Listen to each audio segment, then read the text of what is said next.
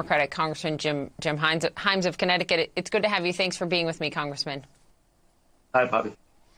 Your colleague on the Senate side, Vermont Independent Bernie Sanders, isn't going to stand in the way of the deal, but he's not happy with it. He says it is, quote, not adequate to address the enormous economic crisis facing the country. My question to you is, it's been pretty much the promise from most Democrats that this is just a sort of stopgap emergency bill and much more aid is to come under the Biden administration. Are you so sure?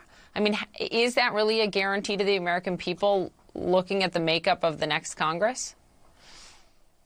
Well, I don't agree. I don't disagree with Senator Sanders. I mean, this bill comes months too late, and it is too little. But it is better than where we were yesterday, which is absolutely nothing. So $600 in checks to every American, that's not enough, but it's better than. And when you combine that with the rental assistance and all the other items that Manu ticked through, there's going to be some very real relief provided to the American people, probably in a matter of a week or so. Look, with respect to Joe Biden, a lot depends, of course, on what happens on January 5th in Georgia. There's a reason that this bill took a long time. There's a reason why the aid is not what it should be. And that reason is Mitch McConnell in the United States Senate. And January 5th, the Democrats control the Senate chamber. Then, yes, we will absolutely get a follow-on package done. I know that Joe Biden, once he becomes president on January 20th, will use his executive powers to provide more aid to the American people. But an awful lot depends, obviously, on what happens in Georgia on January 5th. I hear you on the McConnell point and saying he didn't have the Republican Senate votes there earlier for the bigger packages. However, you know that there were offers made to Speaker Pelosi, including a $1.8 trillion offer from the White House and the Treasury Secretary at the end of October that she was not happy with. So I guess, you know, hindsight is 20/20, and we learn a lot from our failures. And I wonder if you think there's a message here, particularly to leadership and Democratic leadership included, on, you know, why this took so long and why the American people had to wait so long. Well, remember, Steve Mnuchin, when he was offering up $1.8 trillion, at the same time, the guy who matters, because Congress passes bills, not the Treasury Secretary, the guy who matters, the guy who runs the United States Senate, was laughing at that. He was saying $500 billion. You can go back and look it up. He was saying $500 billion.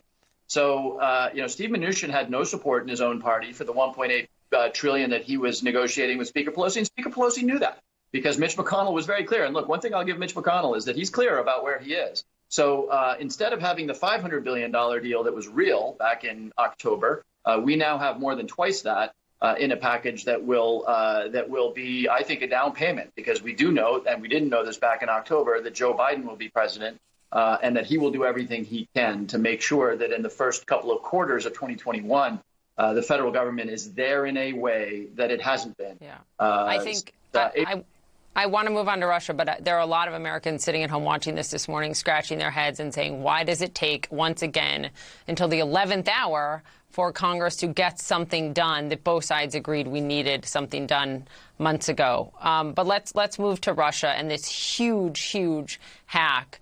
And the president over the weekend downplaying it, saying Russia, Russia, Russia. You know, everyone blames Russia. It could have been China, even with the Secretary of State saying that it was very clearly here, Russia. You have said if it is Russia, they are, in your words, a, quote, deterrable actor. But what do you do now? Because sanctions have already been so ramped up. How do you deter Russia? Yeah, well, the Secretary of State is right. And the president is doing what this president has always done in the 4 years of his presidency, which is to defend Vladimir Putin, even at the expense of what his own intelligence community is telling him. I can't talk about it on TV, but I know what the intelligence community is telling the president. And again, the president is doing what he's always done, which is defending Vladimir Putin. So how do we deter Russia? And by the way, this is not necessarily a slight on this president. All this president should be standing up and being very clear with the Russians about what they did and how we're going to respond. This is also Barack Obama when the Russians hacked the 2016 election. You know, they got a wrist slap. They had a whole bunch of their diplomats sent out of the country, a facility closed down. I think we need to make it very clear to anybody around the world who does this, that if you do this kind of thing, you will pay a very severe cost. The Chinese, the Russians, the Iranians, the North Koreans, none of them believe that right now. And eventually we're going to need to use our offensive capabilities in a way that makes them realize that there is a very significant cost to hacking our systems. You bring up your feeling that the Obama administration didn't do enough in 2016. And Mitt Romney, I think, is finally getting apologies and the recognition that he was right in 2012, calling Russia the #1 geopolitical foe. I guess my question for you is, because a number of the folks who were in the Obama administration at the time, Tony Blinken among them, who's going to be Secretary of State, at the time of what we're talking about, 2012, when all those Russia concerns were brushed aside, including from Biden himself, what's your advice to the incoming president-elect when it comes to Russia? Well, Poppy, we need to be really clear about the nature of threats that face this country. And that's something that, again, I spend most of my days on as a member of the Intelligence Committee.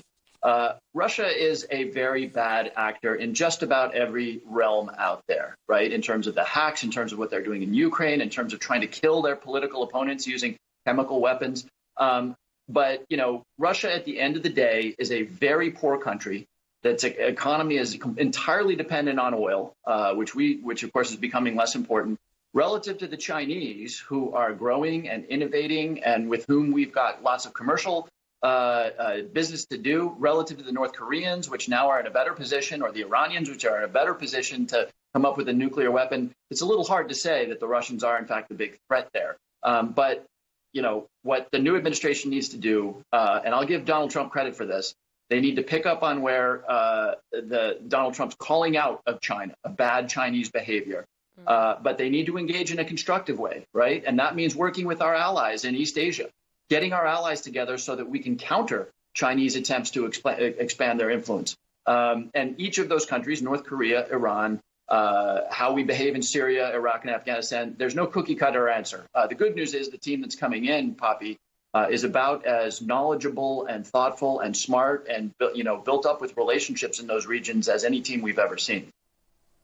Congressman Himes, thank you very, very much for your time. And if we don't talk to you before, have a good holiday.